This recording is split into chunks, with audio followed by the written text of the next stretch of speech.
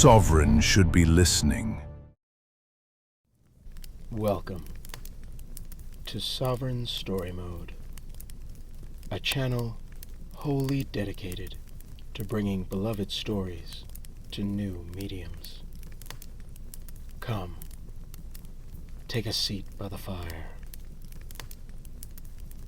Today, we will travel to lofty peaks where a man attempts to break a curse and another who may yet take up the mantle.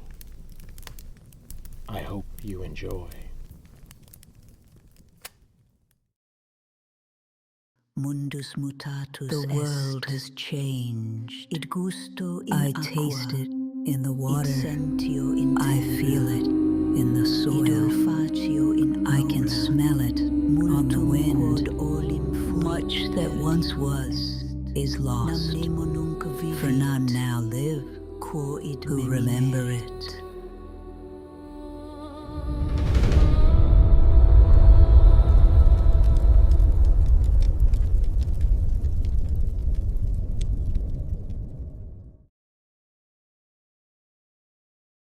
In the age of ancients, the world was unformed, shrouded by fog. A land of grey crags, arch trees, and everlasting dragons.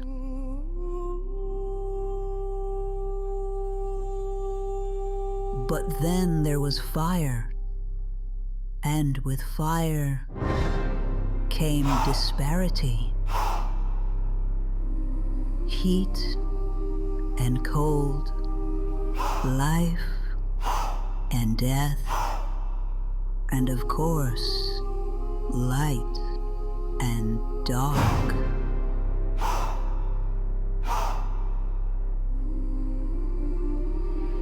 Then, from the dark, they came and found the souls of lords within the flame.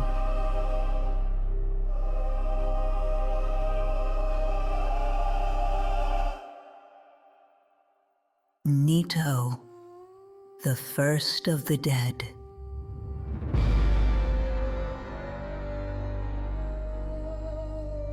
The witch of Izalith and her daughters of chaos. Gwyn, the Lord of Sunlight, and his faithful knights. And the furtive pygmy, so easily forgotten.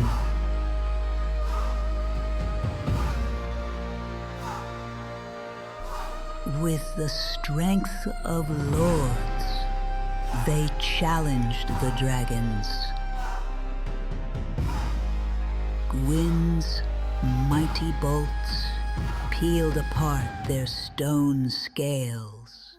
The witches weaved great firestorms.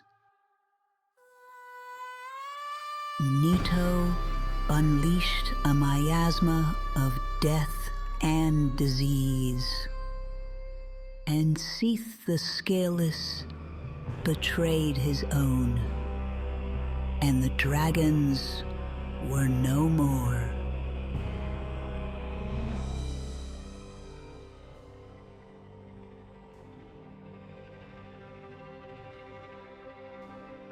Thus began the Age of Fire.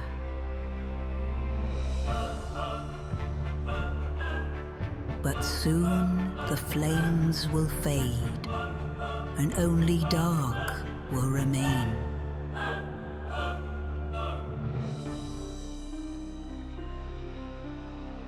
Even now, there are only embers, and man sees not light, but only endless nights.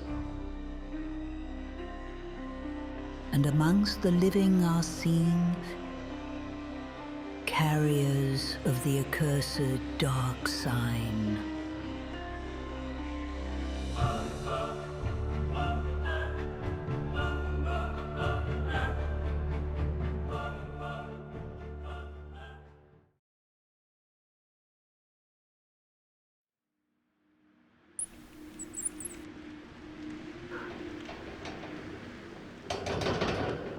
Yes, indeed. The Darksign brands the undead. And in this land, the undead are corralled and led to the north, where they are locked away to await the end of the world. The Kindled Flame. Chapter 1. The Branded. Aiolos pressed his face against the rusted iron bars, his calloused fingers gripping the metal until his knuckles went white. The cold bit into his skin like the teeth of some invisible beast. A canther, he whispered into the darkness beyond his cell, his voice barely more than a rasp. Don't surrender to it. We cannot let them break us. We cannot let the madness take hold. His words echoed down the corridor like a prayer offered to deaf gods. Nothing answered but silence. That terrible, suffocating silence that pressed against the mind until reason began to crack. He shook the bars with desperate fury, metal clanging against stone in a rhythm that matched his hammering heart. A canther! Still nothing. The hallway swallowed his cry and gave nothing back. His strength left him then, flowing out like blood from an open wound. He released the bars and turned away, his shoulders sagging under the weight of solitude. In the corner of his cell, cockroaches the size of a grown man's thumb scuttled through cracks in the ancient masonry. Their carapaces gleamed like black armor in the dim light filtering through gaps in the stone. Forgive the intrusion, friends, Aiolos murmured to them, his voice touched with the kind of madness that comes when a man speaks to insects for want of human company. He moved to the opposite corner and lowered himself onto the cobblestones. The cold seeped through his ragged clothes and into his bones. At 19 years of age, barely a heartbeat in a world where beings could live for millennia. Was this to be his end? To rot in this tomb while his mind slowly dissolved into the same hollow madness that had claimed so many others? Above him, shafts of pale light leaked through iron grates in the ceiling, carrying with them the scent of rain and freedom. Such cruel mockery to see the sky but never touch it, to know the world continued beyond these walls while he withered in darkness. He bowed his head and whispered a prayer. O flame, mother of our will, I beg you once again, find purchase within me and give me the strength to overcome this trial. With little strength left within him, he laid his head against his forearm and let his eyes drift closed, seeking escape in dreams that might still remember warmth and light. High above the asylum, where mountain winds screamed through jagged peaks like the voices of the damned, Oscar of Astora climbed hand over hand up a rope that seemed to stretch into infinity. His armor, polished steel plates over chainmail that had seen many battles, clinked softly with each movement. The wind tore at him with invisible claws, threatening to rip him from his precarious hold and dash him against the rocks below. I will not fail, he growled through gritted teeth, his breath forming white clouds in the frigid air. By the oath I swore, I will see this through. The rope creaked ominously under his weight. Below him yawned a chasm so deep that its bottom was lost in shadow. Around this terrible gulf rose mountains like the broken teeth of some primordial beast, their peaks shrouded in perpetual mist. A sound from above froze his blood, a crash that echoed off the stone walls like thunder. Then came a scream, raw and desperate, sound of a soul in absolute terror. Oscar looked up just in time to see a body plummeting past him. A hollow, its flesh grey and mottled, its eyes rolled back to show only yellowed whites. The thing struck the cliff face with a wet sound before disappearing into the darkness below. Then the real nightmare began. From somewhere above came a roar that seemed to emanate from the bowels of hell itself. A sound so primal and terrible that his body subconsciously remembered the fear of when humans would pray. The very stones seemed to shudder at that sound. What demon spawn could make such? Oscar's words died in his throat as he made the mistake of glancing down. The abyss stared back at him, vast and hungry, and for a moment he felt his grip weakening as vertigo washed over him in nauseating waves. He closed his eyes and steadied himself. "I am Oscar of Astora," he declared to the uncaring wind. "I serve the way of white, and I fear nothing that walks this cursed earth." But even as he spoke the words, he felt the lie in them. In a world where gods had abandoned their thrones and demons walked freely among men, what man could truly claim to know no fear? He resumed his climb with renewed urgency. The moss-covered stones of the asylum loomed above him like the walls of a massive tomb. When he finally hauled himself over the edge and onto the rooftop, his muscles screamed in protest. Every movement sent spikes of pain through his body, but he forced himself to remain alert. In a place like this, a moment's inattention meant death. Drawing his sword, a blade forged in the holy fires of Astora, Oscar crept forward. The weapon felt reassuring in his grip, its weight familiar after years of training. But even blessed steel seemed small and fragile against the malevolent atmosphere that hung over this place like a shroud.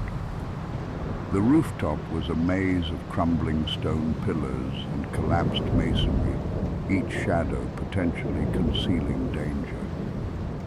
Oscar moved from cover to cover with the practiced ease of a veteran knight, his senses straining to detect any sign of threat. Rain had begun to fall, cold drops that struck his armor like tears shed by heaven itself. At the far end of the roof he discovered what he sought, a rusted grate set into the floor, its iron bars green with corrosion. Through the gaps he could see into one of the cells below. There, huddled in the corner like a broken animal, was a figure that might once have been human. "If I can deliver the key to him," Oscar muttered, kneeling beside the grate, "perhaps he can fulfill the prophecy. Perhaps he can succeed where I..." He let the thought die unfinished. His knife, a curved blade with an ornate golden hilt, a gift from his mentor, slid easily between the corroded metal and stone. The grate was old, weakened by countless years of rain and neglect. With leverage and determination, he began to work it loose. That was when death came for him. The hollow struck like a wild animal, its bloodshot eyes burning with insane hatred. Its clothes were little more than rotting rags that hung from its emaciated frame, and in its skeletal hand it clutched the broken remains of a sword, nothing more than a jagged piece of metal now, but still sharp enough to kill. Oscar felt the thing's weight slam into his back, felt its legs wrap around his waist like a death grip. But there was nothing human left in this creature, only hunger and rage and the terrible emptiness that came when the soul finally gutted out like a dying candle. The broken blade descended toward his throat with desperate fury. Only years of training saved him. Oscar caught the hollow's wrist, feeling the unnatural strength in that withered limb. With a savage twist, he broke the thing's grip and hurled it across the rooftop. The sword sang as it left its sheath. The hollow scrambled to its feet with inhuman agility, but Oscar was already upon it. His blade took the creature's head in a single clean stroke, sending it spinning into the darkness. Never approach a knight from behind, he panted, his breath coming in sharp gasps. He sheathed his weapon and returned to his work, but now his hands shook slightly. The encounter had reminded him of a truth he preferred to forget, that he too carried the dark side. He too would one day become like that pitiful creature, assuming he lived long enough for the curse to run its course. The grate finally gave way with a screech of protesting metal. Oscar peered down into the cell and saw that his target still huddled in the corner, apparently unaware of the commotion above. Good. If he could drop the key down along with a hollow corpse, it might seem like providence rather than intervention. He dragged the egg corpse back to the opening. From his belt pouch, he retrieved the cell key. He tied it to the corpse's wrist with a leather cord, checking the knot twice to ensure it would hold. "Forgive me for using you thus," he whispered to the dead hollow. In life it had been someone's child, perhaps, someone's hope for the future. Now it was nothing but a tool in a desperate gambit to save a world that might already be beyond salvation. Oscar hefted the body with both hands and positioned himself carefully above the opening. With a prayer to whatever gods might still be listening, he released his burden. The corpse fell 3 stories and struck the cell floor with a sound like breaking bones. The figure in the corner stirred, then looked up toward the source of this unexpected gift. Oscar caught a glimpse of eyes that still held sanity, tired and desperate, but not yet consumed by the hollow madness. Let him be the one, Oscar prayed. Let him be strong enough to ring the bells and break this curse upon the world. There was no way down through the opening. The drop was too steep, the walls too smooth. Oscar would have to find another way into the asylum if he hoped to aid this potential chosen undead directly. He turned and began to explore the rest of the rooftop, his footsteps echoing off the ancient stones. That was when he discovered the true scope of his folly. At the northern edge of the building, a massive section of the roof had collapsed, leaving a wound in the structure that yawned open like a mouth. As Oscar approached this gap, he felt something watching him. The sensation crawled across his skin like ice water, raising every hair on his body. He peered over the edge and looked directly into the eyes of Nightmare itself. The Asylum Demon crouched in the ruined hall below, its massive form filling the space like some obscene growth. Its skin was the color of dried blood, stretched tight over muscles that could crush stone. Bone spikes jutted from its flesh at grotesque angles, and in its grip was a hammer forged from the root of an arch tree, petrified and ancient, with enough force it could be used to pound this building to dust. The thing's eyes were pools of molten gold, burning with an intelligence far more terrible than mere animal fury. This was no mindless beast. It was corruption given form, malice made manifest, and it had been waiting for him. With a sound like rending metal, the demon launched itself upward on wings that should never have been able to support its bulk. Each wing beat sent gales of putrid air washing over Oscar, carrying with it the stench of death and decay. "By Gwyn's light!" Oscar gasped, raising his shield just as the monstrosity reached the rooftop.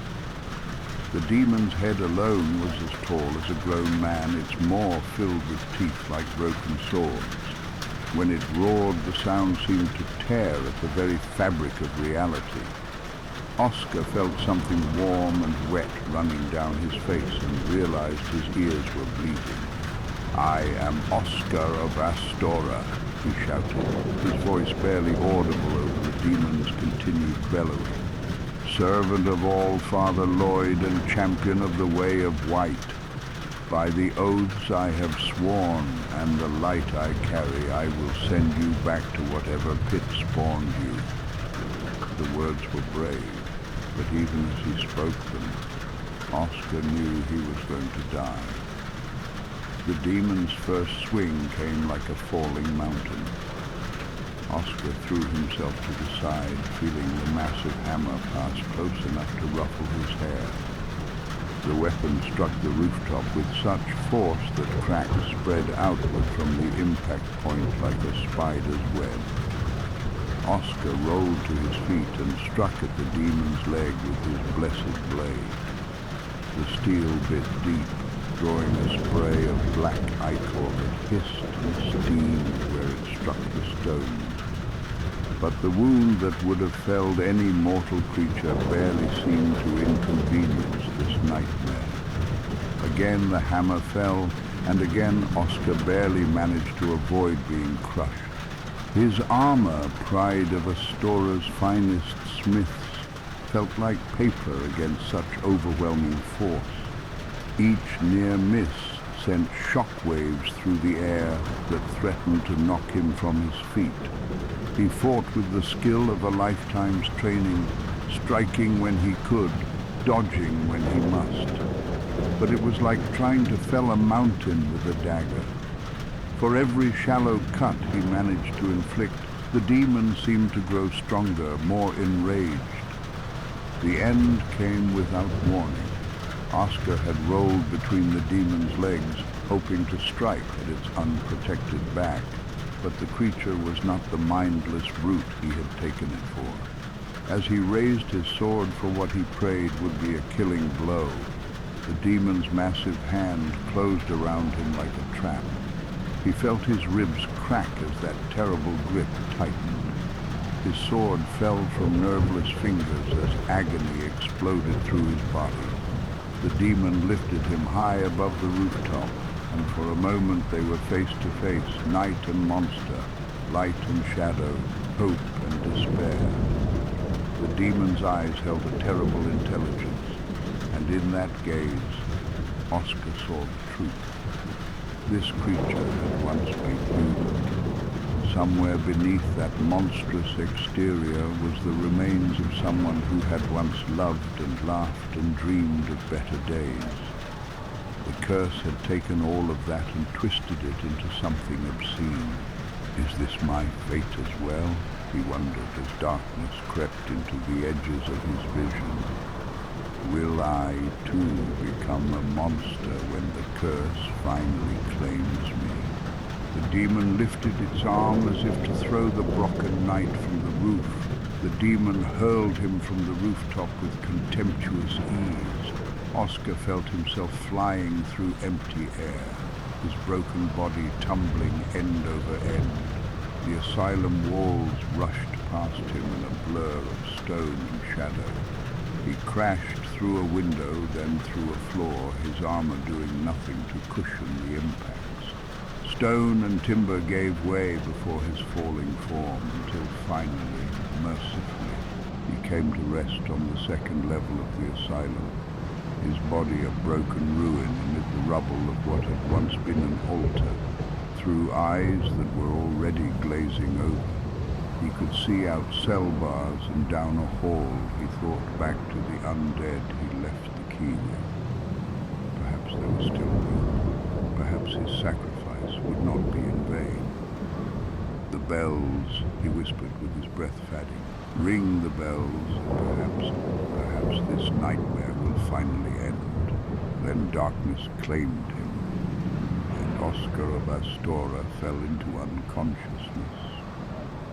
Aeolus heard a loud squeak, the groan of rusty iron being opened for the first time in years.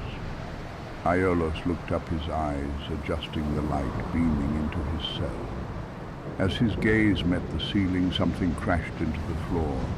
For a moment he thought, is this fate answering my call? But when the dust settled and his vision cleared, he saw it was a corpse, some poor wretch.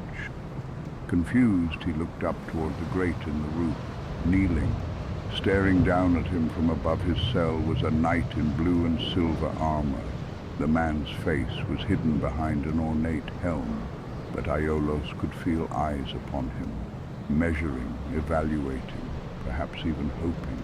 The knight knelt there for a long moment, and Aiolos had the strangest sensation that this meeting was somehow significant, that invisible threads of fate were being woven. Then the knight was gone, vanishing into the hallowing winds as suddenly as he had appeared. Aiolos looked down at the headless corpse and saw what the dead thing had tied to its skeletal hand, a key wrought of dark iron. Believing this might be his last and only chance he would get to escape, he stood and stepped over to the headless corpse. His hands shook as he pulled the rope and the key free from the corpse's wrist. "What cruel game is this?" he whispered. The key felt warm in his palm. He approached his cell door with the caution of a young man who had learned that hope was often just another form of torture. The key slid into the lock. When he turned it, he heard the tumblers fall away with a finality that made his heart skip.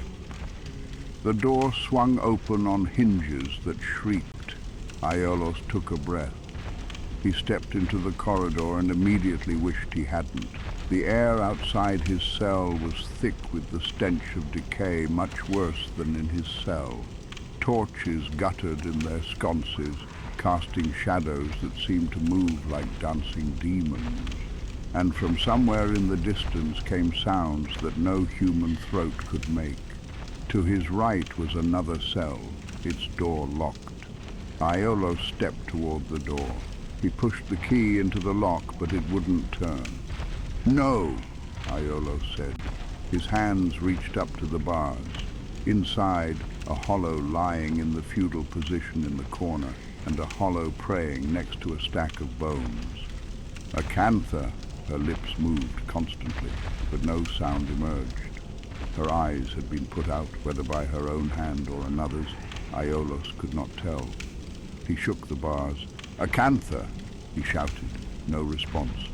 "Don't worry, he'll find a way to get you out." Still no response. "He'll find a way to get you out." He turned and looked down the hall. Aiolos tried to ignore the cold dread settling in his stomach as he moved deeper into the asylum. This place was a monument to suffering, a cathedral of despair where hope came to die. Every stone seemed to whisper of atrocities committed in darkness, of souls broken on the wheels of endless torment. As he walked down the hall, passing more cells and broken hollows, there were a set of barred windows on the right side of the hall. At the first barred window, he looked into a chamber that where the foul smell was emanating. He heard a loud thud, and then another. Thud, thud. He looked around till he saw it. The creature inside was easily 3 times the height of a man, its flesh a patchwork of scales and horned skin. Wings that belonged on no earthly beast folded against its back, and in its massive hands it held an axe that looked more like an executioner's block given form. The thing paced back and forth in its prison with the restless energy of a caged predator. When it turned in his direction, Aiolos caught a glimpse of eyes that burned with fierce intelligence. This was no mindless beast. It was something far worse. Something that remembered what it had once been and hated every moment of its continued existence. Aiolos pressed himself against the far wall and waited for the creature to turn away. His heart hammered against his ribs like a caged bird desperate for freedom.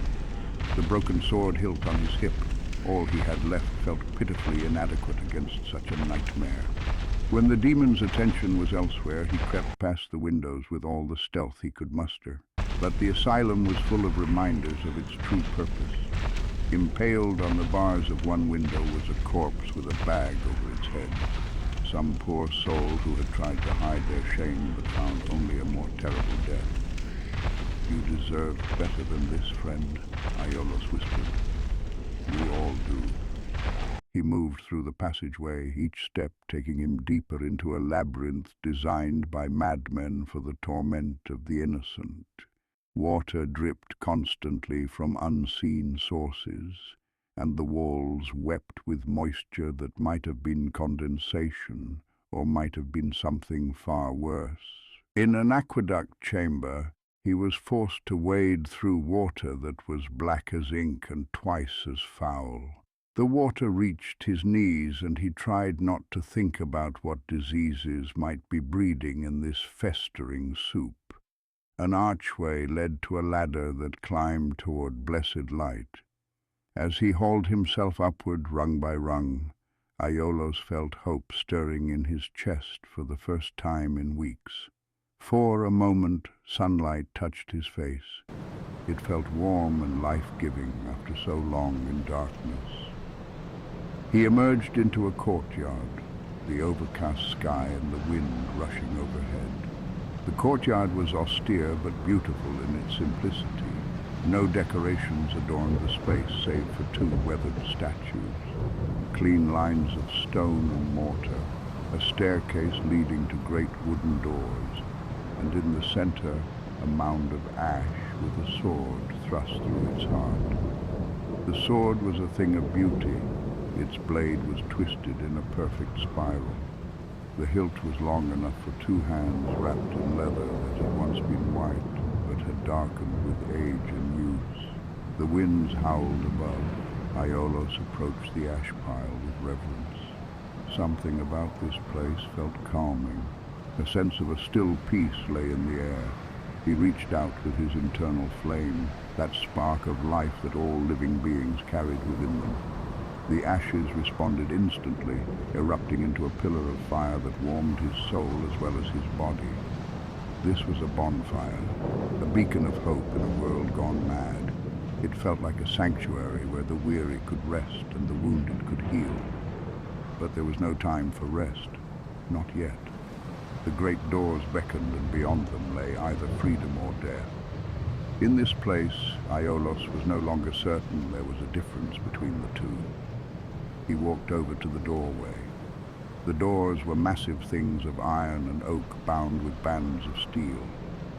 Aiolos placed one hand on each door and pushed with all his might. They groaned like living things as he forced them open, protesting against movement after decades of stillness. Beyond lay a banquet hall that might once have hosted great feasts. Now it was empty save for massive clay urns that lined the walls like silent sentinels. The ceiling had partially collapsed, letting in shafts of grey light that illuminated nothing but dust and decay. Aiolos had taken perhaps a dozen steps into the hall when his enemy arrived. The Asylum Demon dropped from the ruined ceiling like a falling star, its massive bulk striking the floor with enough force to crack the ancient stones. This close, its size was overwhelming, a mountain of corrupted flesh and bone that radiated malice like heat from a forge. Its hammer was a work of art in its own terrible way. The twisted root of an ancient arch tree, it pulsed with dark energy that made the air itself seem to recoil. The demon's eyes fixed on Aiolos with predatory intelligence. It had been waiting for him, perhaps for weeks, perhaps for years. In this place where time moved strangely, such distinctions had little meaning. For a heartbeat, neither moved. Man and demon regarded each other across the ruined hall, like actors preparing for the final scene of a tragedy. Then the moment shattered as the demon raised its hammer and brought it down with force enough to split mountains. Aiolos threw himself aside, feeling the wind of the weapon's passage tear at his clothes. Where he had been standing, the floor simply ceased to exist, replaced by a crater deep enough to hide a horse. The broken sword hilt in his hand was a joke against such power, but it was all he had, and so he would make it serve. He rolled to his feet and struck at the demon's ankle, the rusted metal barely parting flesh that felt like leather armor. The demon's roar looked down and snorted in rage and shame, but Aiolos pressed his attack. If he was going to die, and death seemed almost certain, then he would die fighting. The hammer swung again, and again he barely escaped being crushed. But each near miss was teaching him the demon's rhythm, showing him patterns in its seemingly chaotic assault. It was faster than something so large had any right to be, but it was from hunting the beasts of the great swamp. Even demons had limits. He rolled between its legs and struck again, this time at the thick tendons behind its knee. They stopped moving, and for a moment Aiolos dared to hope. But the creature recovered quickly, spinning with surprising grace to face him once more. Aiolos knew he couldn't keep this up. The realization struck him like a blow to the chest as he narrowly rolled out of the way of another devastating swing, the Asylum Demon's great hammer cratering the stone where he'd stood mere heartbeats before. Fragments of ancient flagstone erupted into the air, and the impact sent tremors through his legs even from several feet away. The weight of that weapon, the sheer crushing force behind each blow, spoke of nothing but absolute annihilation should it find its mark. As he scrambled back to his feet, gasping for breath that tasted of dust and decay, his desperate gaze swept the chamber. There, in the shadowed corner of the room, partially obscured by the dancing light of dying braziers, he saw salvation. An open door, its frame shrouded in darkness. He looked back at the demon, that mountainous horror of sagging flesh and corroded muscle, its beady eyes burning with mindless hatred. Without hesitation, Aiolos rolled toward the doorway to dodge another incoming swing. The hammer descended with the weight of judgment itself, and he felt the wind of its passage tear at his tattered tunic. When he came up from the roll, his legs already screaming in protest, he ran with everything he had left. Behind him, he felt rather than saw the hammer impact exactly where he had been moments ago, the stone splitting with a sound like the world itself cracking open. Without daring to look back, he dove for the door, his body tucking into a roll that carried him through the threshold. The instant his body cleared the frame, he heard the grinding shriek of metal on metal as iron bars slammed down behind him, sealing him in this narrow corridor and locking the demon out. Or perhaps locking him in. In this wretched place, it was difficult to say which was worse. He turned around, his chest heaving, and felt the heavy thump-thump of the demon's ponderous footfalls as it approached. Each step made the very walls tremble. It came closer, and through the narrow gaps between the iron bars, Aiolos looked straight into the eyes of the Asylum Demon. Red, fierce, filled with a hatred so pure and absolute it seemed almost divine in its intensity. For a moment, raw fear rushed over him like ice water in his veins, threatening to freeze him where he stood. But then he calmed, forcing the terror down into the pit of his stomach where it churned with hunger and exhaustion. The bars separated them. The demon roared, spittle flying from its grotesque maw, but it could not reach him. Not here, not now.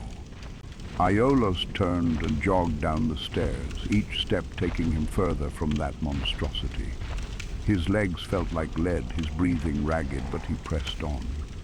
At the bottom of the stairs, he found himself in another waterlogged chamber, the familiar ankle-deep filth sloshing around his boots.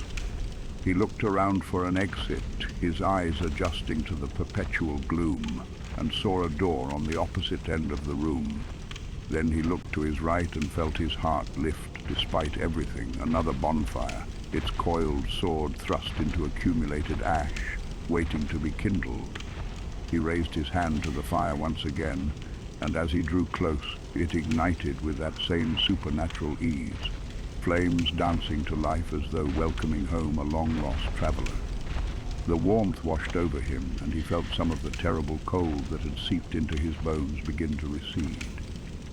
Feeling the blessed heat of the bonfire, he decided to sit down and rest for a moment, his back against cold stone, his muscles finally allowed to unclench. Like Father said, Aiolos murmured to the empty room, his voice barely audible over the crackling flames. When far from home, the fire will always be a warm and loving mother. The words felt hollow in this place of death and madness. but he clung to them nonetheless. They were all he had left of the world before, of warmth, of family, of a life that now seemed as distant as the stars themselves. After Aiolos felt sufficiently rested, though his stomach still gnawed at itself with hunger, he stood and walked over to the exit. He paused in the doorway and looked down a long hall, another cell block, its architecture identical to the hallway of his own imprisonment in this cursed asylum. Multiple cells lined both walls, their doors hanging open like the mouths of corpses, and at the far end of the corridor stood a hollow, its posture oddly rigid. Aiolos narrowed his eyes and looked more closely at the hollow. Something was wrong. Its arms were raised, holding something, and then he understood. It loosed an arrow.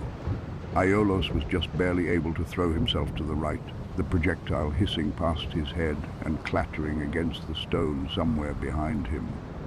He heard a second one impact the wall inside the hall with a sharp crack, then steeled himself as yet another arrow struck stone with that same deadly precision. This hollow wasn't mindless. It had retained enough skill to wield a bow, which made it far more dangerous than the shambling wretches he'd encountered thus far. He stepped into the doorway and ran, his boots splashing through shallow water as he dodged another incoming arrow that whispered death as it passed. To his left was an open cell, and he rolled through its entrance, narrowly being missed by yet another arrow that embedded itself in the wall with a meaty thunk. He splashed into the room, water soaking through his already damp clothing. The cell was filled with standing water and two corpses in various states of decay. Upon one, sitting with its back against the open cell door, lay a small wooden shield. Little more than boards bound together, really. Aiolos picked it up, testing its weight, and muttered, "Less of a shield and more of a pot lid, but it'll have to do." He steeled himself, taking a deep breath, then looked out into the hall. He ducked his head back in just in time to avoid an incoming arrow that would have taken him in the face. His heart hammered in his chest. Now or never. He ran out into the cell block with full intent to close the distance and kill the hollow with the broken sword still tucked in his belt. As he reached the halfway point of the corridor, expecting another arrow, the hollow did something unexpected. It turned around and started running away, its shambling gait carrying it with surprising speed down the hall. Aiolos gave chase, his footfalls echoing in the confined space.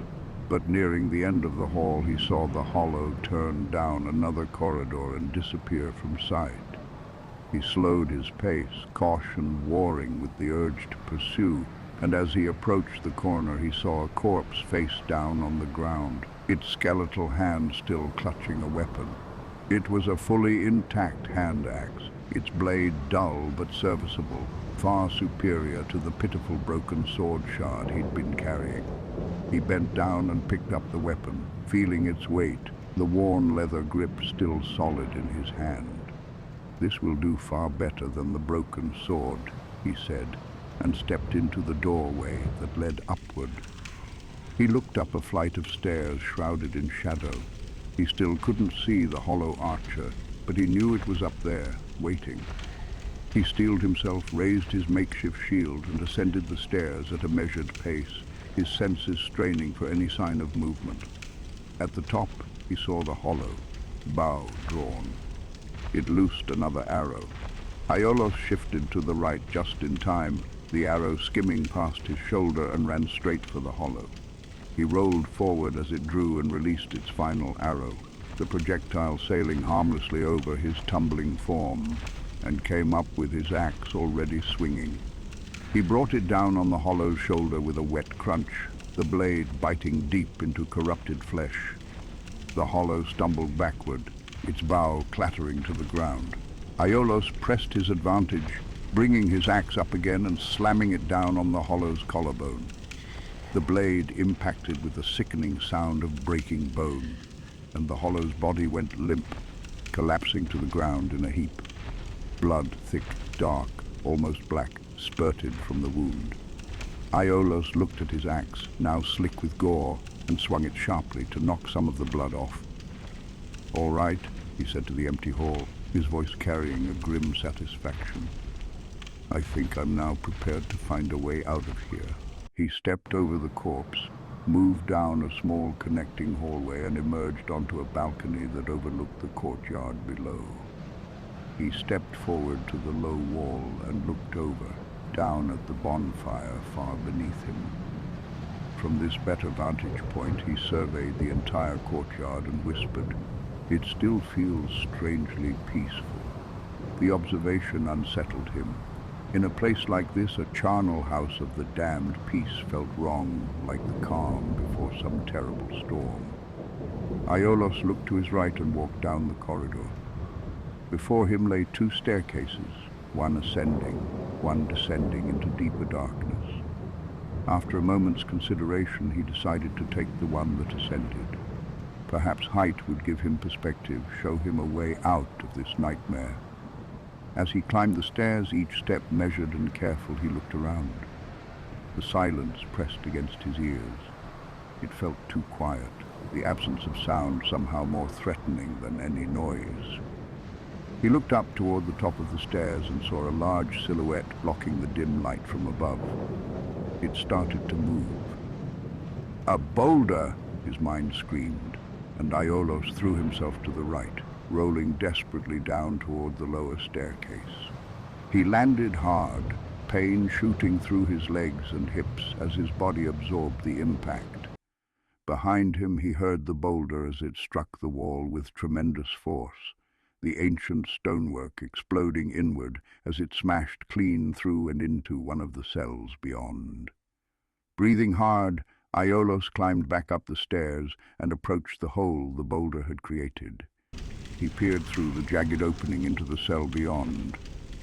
To his left lay the iron ball itself, still rocking slightly from its impact. He whistled low. That almost killed me. He looked to his right within the cell and froze. There, crumpled against the far wall, was the knight. The same knight who had dropped the corpse into his cell at the very beginning of his escape. Recognition struck him like a physical blow. Aiolos ran over and looked up. Above, he could see a hole in the ceiling, pale light streaming through. The opening seemed just large enough for a man to fit through, and suddenly everything made a terrible kind of sense. Was he thrown in here? Aiolos murmured, staring up at that breach in the roof. Had he been discarded like trash, tossed down here to rot with all the other forgotten souls? He looked down at the knight, whose breathing was shallow and labored. "Hey!" Aiolos said, reaching down to shake the armored figure's shoulder. "Hey!" Cough, cough. The knight's head began to move, tilting upward with obvious effort. Lamplight caught the scarred metal of his helm as he looked up at Aiolos. "Oh, you. You're no hollow, Thank goodness." "What happened to you?" Aiolos asked, kneeling beside the wounded man. "Are you going to be all right?" "I'm done for, I'm afraid." The knight's voice was hollow, resigned. "My insides are damaged. I'll die soon, then lose my sanity. Better to end it while I'm still myself." "Are you sure?" Even as Aiolos asked, he could see the dark blood seeping between the plates of the knight's armor. "I can feel it coming." The knight coughed again, a wet, rattling sound. "I wish to ask something of you. You are a godsend to come at this moment. Ha, ha, ha. Cough. You and I, we're both undead. Hear me out, will you?" "Can't refuse a request from a dying man," Aiolos said quietly. "Yes. Thank you." There was genuine gratitude in the knight's fading voice. "Regrettably, I have failed in my mission, but perhaps you can keep the torch lit. There's an old saying in my family, 'Thou who art undead art chosen.' In thine exodus from the Undead Asylum maketh pilgrimage to the land of ancient lords. When thou ringeth the bell of awakening, the fate of the undead thou shalt know." The words seemed to take the last of the knight's strength. He drew a shuddering breath and continued, "Thank you for hearing me out. Now I can die with hope in my heart. Oh, one more thing. Here, take this." His gauntleted hand fumbled at his belt. An Estus flask, an undead favorite. It should prove useful. And this? The knight placed his hand out, and Aiolos extended his own palm beneath it. A small key dropped into his hand, the metal still warm from the dying man's grip. "Now I must bid farewell," the knight whispered. "I would hate to harm you after death. So go now, and thank you." Aiolos, key in hand, stood up slowly. He wanted to ask more, who the knight was, what his mission had been, what any of this truly meant. But when he looked back, the knight's head had already slumped forward against his chest, still and silent. Dead, or close enough. Aiolos turned and stepped out of the shattered cell. He took the key and threaded it onto the rope with the first key the knight had given him, then secured both to his belt. He looked back up the stairs, steeled his resolve, and ascended once more. At the top of the stairs he locked eyes with another hollow. This one didn't hesitate. It immediately leaped forward, bringing its broken sword down in a vicious overhead strike. Aiolos brought his shield up just in time, and the blade crashed against the wooden boards with a jarring impact that sent vibrations up his arm. But the shield held. Aiolos twisted and brought his axe in from the side, embedding the blade deep in the hollow's ribs. He ripped it out with a savage jerk, dark blood spraying across the stone floor, and the hollow stumbled backward.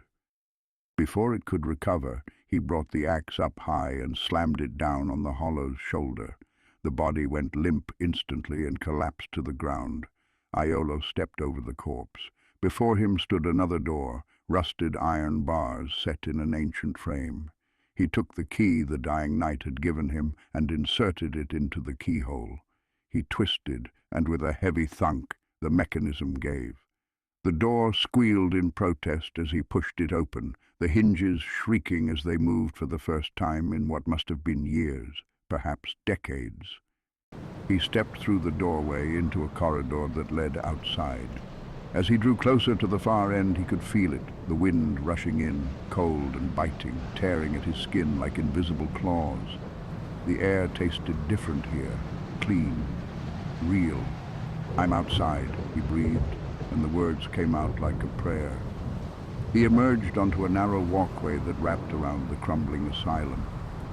All around him peaks loomed in the distance, their snow-capped summits lost in perpetual cloud. The wind pushed those clouds across the sky in ragged formations, and the ever-present mist made seeing far quite troublesome. The world stretched out before him, vast, beautiful, and utterly indifferent to his suffering. To his right he saw another corpse sitting against the wall, its posture almost peaceful. Its hand lay open in its lap, and something glowed faintly in its palm, a small ember, still warm, still burning against all odds. Aiolos walked over and knelt down. He scooped the ember up gently in his own palms, cradling it as one might hold a fragile bird. The warmth spread through his fingers, a tiny defiance against the cold. Then he heard it, a low, guttural growl to his left. His head snapped around. Two hollows, not one, were shambling toward him from the shadows of an alcove. He clutched the ember carefully in his right hand and reached for his axe with his left, pulling it free from his belt. He shifted his grip, holding the weapon with both hands while slinging his shield onto his back. With all his might he swung at the first hollow. The axe caught it in the shoulder, then the neck. It crumpled. The second hollow lunged in while he was off balance. Aiolos raised his axe to block the incoming strike, but the crude weapon only barely helped, the hollow's broken blade still managing to slice across his forearm. Hot blood welled up immediately, soaking into his already filthy sleeve. Aiolos snarled and kicked the hollow hard in the chest, sending it stumbling backward. He leaped forward, bringing his axe up and then straight down with all the strength in his body. The blade crunched directly into the hollow's face, shattering bone and rupturing flesh. The creature crumpled to the ground and died without a sound. Aiolos ripped the axe from the hollow's shattered skull, breathing hard. He stood and peered around the corner of the walkway, then quickly pulled his head back, an arrow hissing past where his face had been a moment before. "Not again," he muttered. He drew his shield and raised it defensively, waiting. He heard the tick of another arrow striking stone, and in that instant he ran around the corner. He saw the hollow archer drawing back for another shot and rolled just as it released. The arrow sailed over his tumbling form, and he came up swinging. His axe embedded itself in the hollow's ribs with a wet crunch. He yanked it free, and the hollow staggered back, fumbling for another arrow. Aiolos didn't give it the chance. He jumped forward and brought his axe down on the hollow's shoulder, shattering the crude bow it held.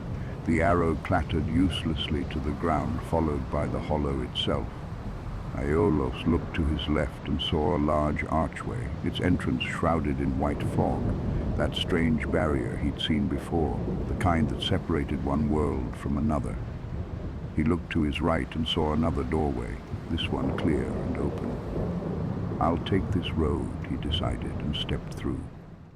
Inside, he encountered a hollow in full armor, not the corroded patchwork pieces the others wore, but a complete set that had once belonged to a proper soldier.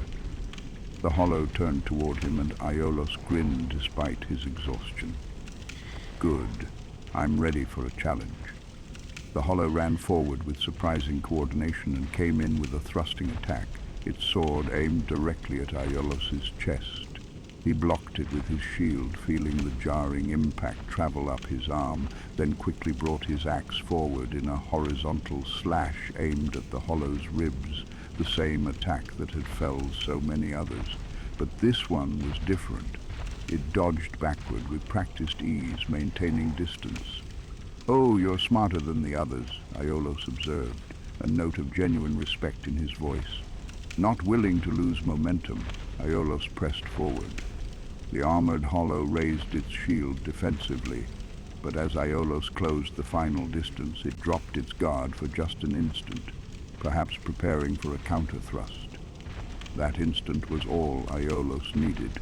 He brought his axe up and down on the hollow's shoulder with brutal force, then kicked it backward before it could recover.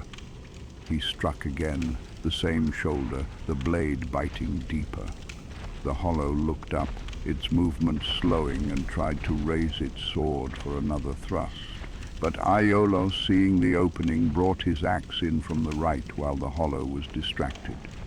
The blade found its mark, embedding deep in the hollow's ribs. The hollow looked down at the axe, then up at Aiolos, and finally went limp, collapsing to the ground in a clatter of armor. Aiolos pulled the Estus flask from his hip and took a measured sip. Immediately he felt a rush of energy flow through his body, his wounds knitting closed, his exhaustion melting away like morning frost. "Wow," he breathed. "I can see why that's an undead favorite.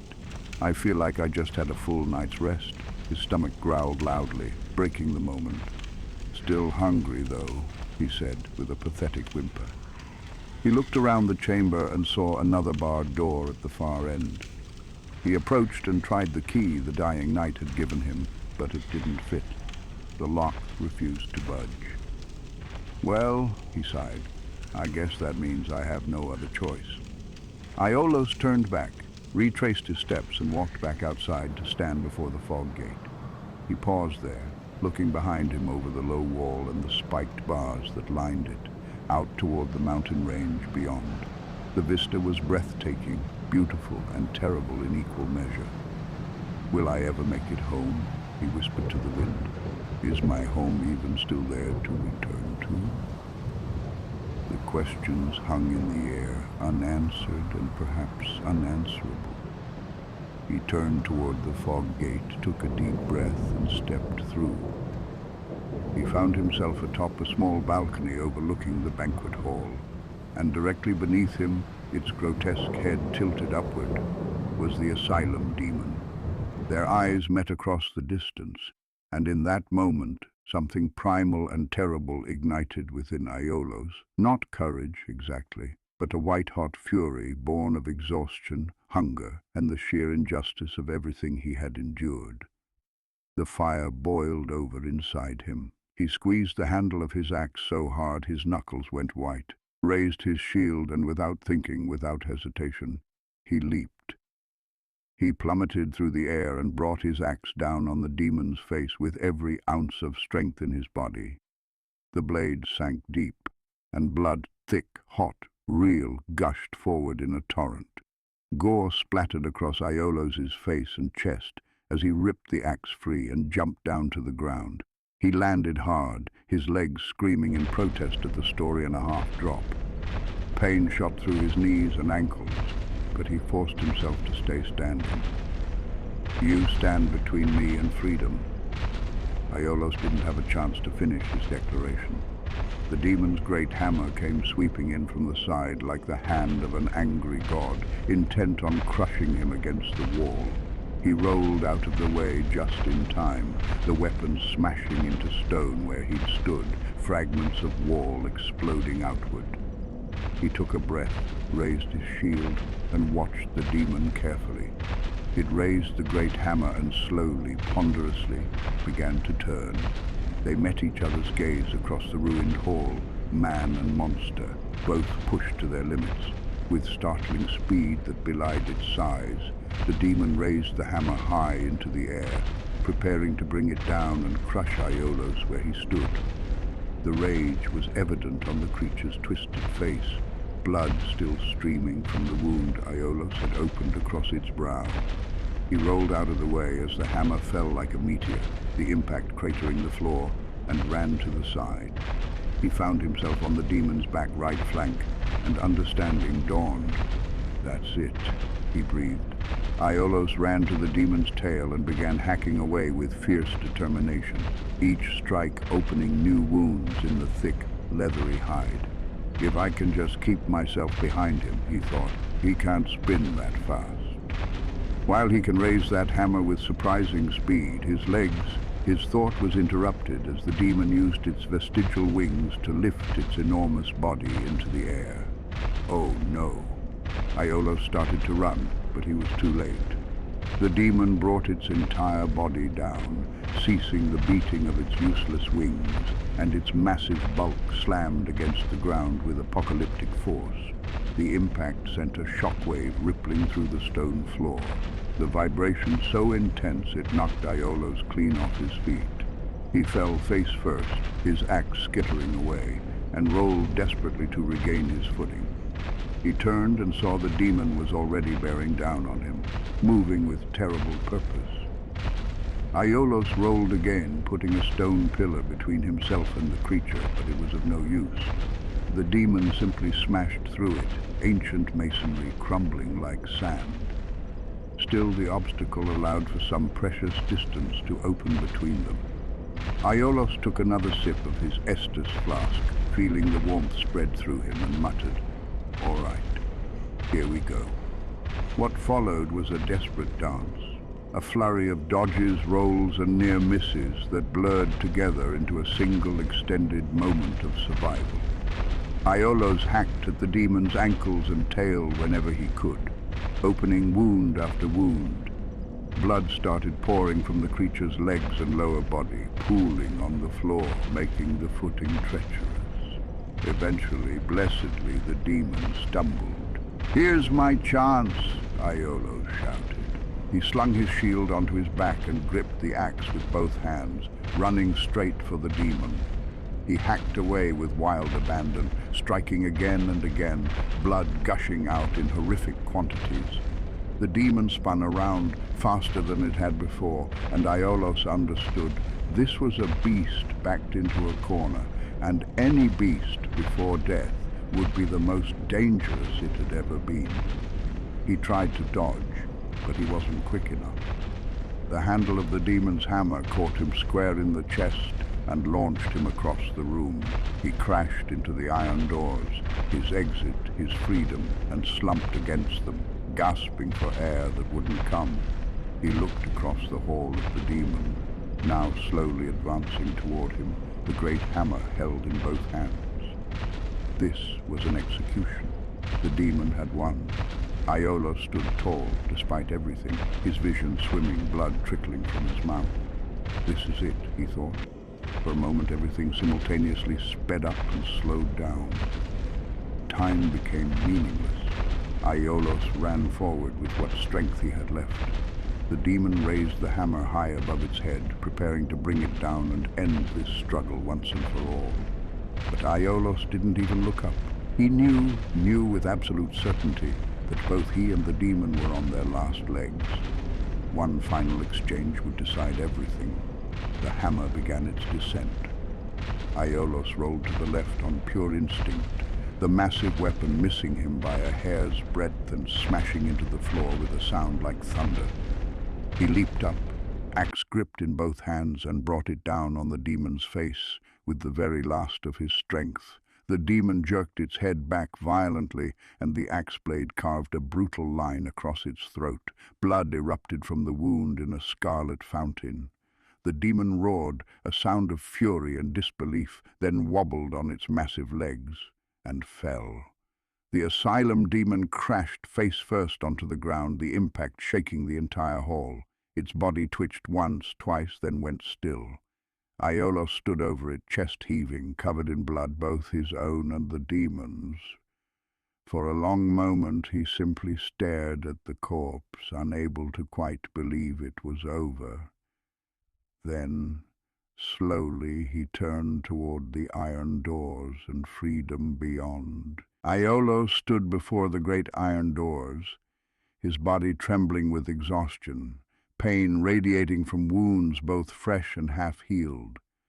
Blood, his own and the demon's, had dried into a crusted shell across his skin and tattered clothing. He placed his hands, one on each door, feeling the cold metal beneath his palms, and pushed with all his remaining might. The doors groaned in protest, their ancient hinges shrieking like the damned as they swung slowly outward. The sound echoed across the mountain peaks, a declaration to the world that one more soul had escaped the asylum's grasp. He stepped through the threshold and out into the world beyond, and for the first time in what felt like lifetimes, he drew a breath of air untainted by the stench of death and corruption. He looked around, his eyes adjusting to light that seemed almost painfully bright after the perpetual gloom of the asylum. The mountain peak stretched before him, barren and windswept, stone-worn smooth by countless centuries of exposure to the elements. He saw no path leading off the mountain, no road down to the valleys below, only a narrow staircase carved into the rock that climbed upward toward open sky. Aiolos stepped away from the entrance, moved to his right near the cliff's edge, and took a deep, shuddering breath. The air was cold enough to burn his lungs, but it was clean. Joy rushed through his body like a flood breaking through a dam, overwhelming and pure. He jumped into the air, his legs barely cooperating after the brutal fight, and shouted with everything he had left, "I did it! I escaped the asylum!" His voice echoed out to distant peaks, carrying across the vast emptiness that surrounded this forsaken place. For a moment he was the only living thing in all the world, and that solitude felt like a kind of freedom he'd never known. He looked down the cliffside, over the precipitous drop that fell away into swirling mists far below. He kicked a small pebble off the edge and watched it tumble through the air, disappearing into the white void. "Well," he said to himself, a weary smile touching his lips, "up it is." As he began to ascend the weathered stone stairs, Aiolos felt the oppressive weight of the asylum falling away from his shoulders like chains being broken link by link. Each step carried him higher, carried him closer to freedom, or at least to whatever passed for freedom in this cursed age. The stairs were steep and uneven, worn down by time and the passage of countless feet now turned to dust. His legs burned with the effort of climbing, his wounds pulling and aching with every movement, but he pressed on. Behind him the iron doors stood open like the mouth of some great beast he'd barely escaped, and he had no intention of ever looking back. Halfway up the ascending path, Iolo stopped to catch his breath, his chest heaving. Around him he saw several gravestones, both to his right and left, scattered across the mountainside like broken teeth. They were so old and weathered that their engravings had been almost completely erased by wind and time, the names of the dead worn away until only faint scratches remained, anonymous, forgotten. As all things eventually became in this fading world, he was about to continue when he heard something unexpected, a voice, small and plaintive, crying somewhere nearby. "Why don't they understand?" the voice sobbed. "I need to go out and see the world. Maybe I should just fly away." Iolo stepped closer to the sound, his hand instinctively moving to the axe at his belt. Behind a gravestone to his right, partially hidden in its shadow, he found the source, a small hawk, its feathers ruffled and damp with tears. Noticing the shadow falling over him, the hawk turned around and looked up. What he saw was the tattered, hooded figure of what must have appeared to be a hollow, blood-stained, exhausted, barely standing. But there was something in the eyes, something the hawk must have recognized, because instead of fleeing, he simply stared. "You okay?" Iolos asked, his voice hoarse from shouting and breathing the cold mountain air. The hawk lifted one wing and wiped away his tears with what might have been embarrassment. "No, what's it to you?" The bird's voice was young, defensive, trying to sound braver than he felt. "I'm Iolos," he said gently, kneeling down so as not to loom over the small creature. "I overheard you crying."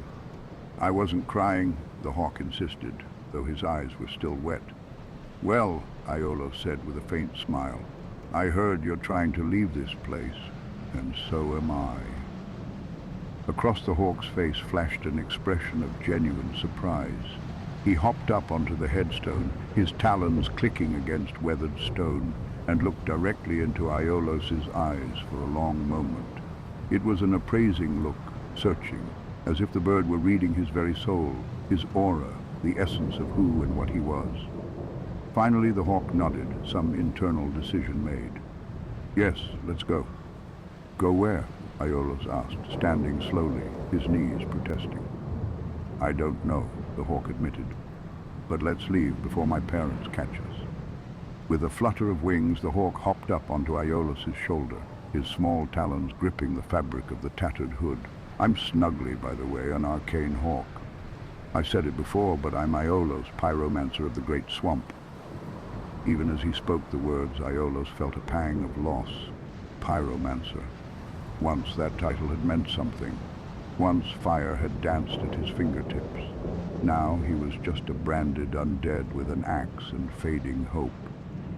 They walked together up the remaining stairs toward the summit, their footsteps echoing in the vast silence. "I'm on a mission to find my way home," Iolos said quietly. "I was kidnapped and brought here. I don't even know how long I've been trapped in that place." "I will see the world like my parents," Snuggly declared with the fierce determination of the young. "I'll make my own stories, have my own adventures. I won't be kept in a cage, not even a cage of safety."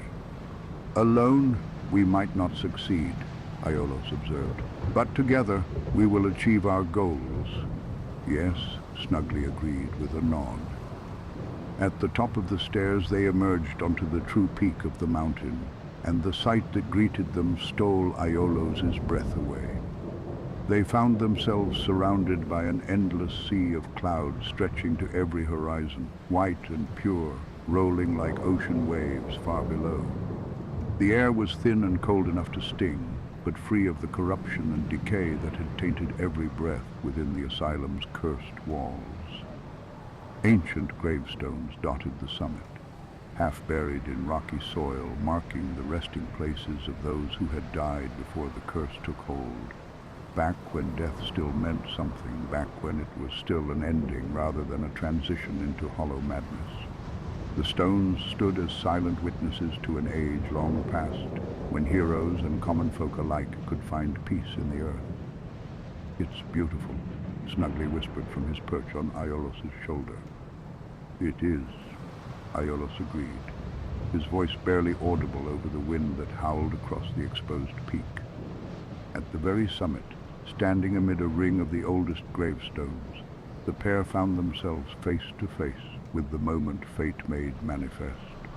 The wind rushed up from beneath them with sudden violence, and in an instant a massive raven ascended from the clouds below.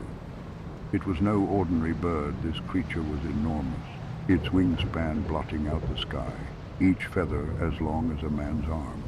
Its wings cast shadows like the promise of night itself as it circled the peak once, twice, its movements graceful despite its tremendous size. But there was intelligence in its eyes, deep, ancient, knowing, and something that might have been compassion, or perhaps merely the recognition of purpose being fulfilled. The great raven, Snugly breathed in awe. The one from the old stories. I thought they were just tales my parents told. The enormous bird descended, its talons, each one as large as Iolos's entire body, extended. For a moment primal fear threatened to overwhelm him. This creature could crush him without effort, could tear him apart as easily as he might tear bread. But as those great talons closed gently around him, Iolos felt no fear. This was meant to be, he knew it, with a certainty that transcended reason. Causality itself had led him to this moment.